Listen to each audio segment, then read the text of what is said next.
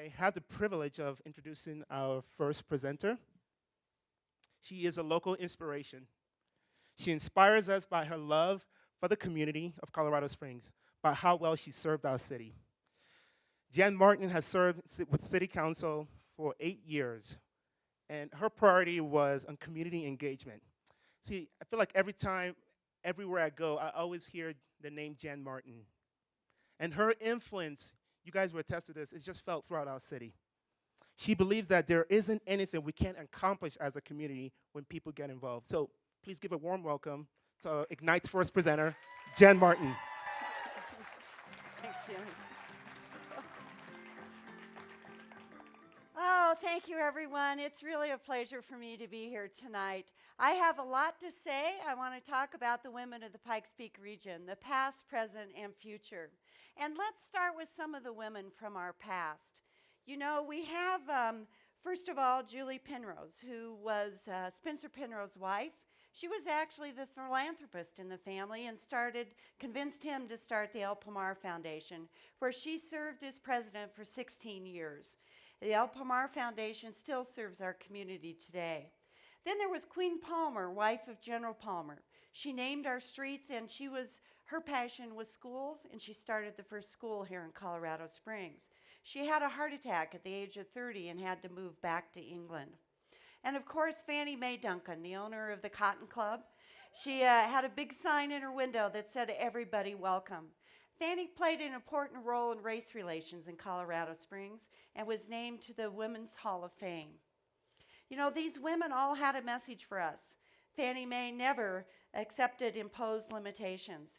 Julie was a big thinker, thought outside of the box.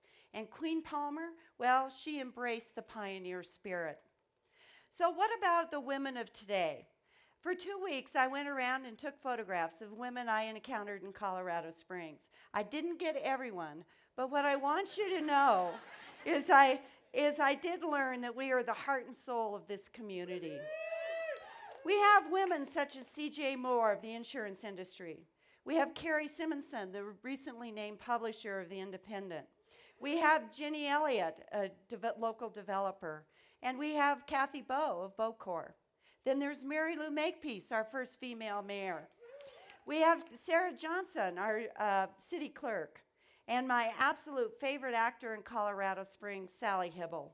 And of course, we can't forget Sarah Michelle, a national speaker. We have women like Nancy Lewis, a local philanthropist and community advocate. We have our downtown advocate, Susan Edmondson. And the woman who actually stepped right into my shoes on city council, Jill Gabler. I want to share with you a little bit about my story. I grew up here and at some point made the decision to make this home. But with that actually came a commitment to give back to the community. The one thing I learned first was to actually be myself and stop trying to be what I thought everyone else wanted me to be.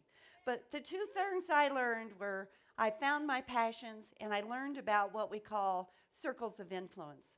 Circles of influence are all the different areas that you're involved in your life.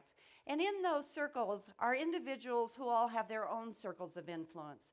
I often like to say that if you get enough circles of influence, you too can get elected to city council.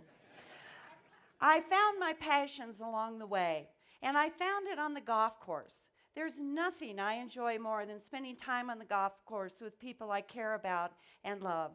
And it just takes me to another place. Driving home one day, I decided to become very intentional about looking for other things in my life where I felt the same way that I did on the golf course. When you find it, you will literally bounce out of bed. City council was a labor of love for me and probably my greatest passion of my life. So what is the message of the women today? We are the difference. If we want to change a community, it needs to start right here and right now. And it takes courage to change, so stand for something. The women of tomorrow, they're our future leaders. Reach out and grab someone's hand and invite them into your circles of influence. And offer them a seat at your table. And take some time to mentor. Here's a summary of my message today.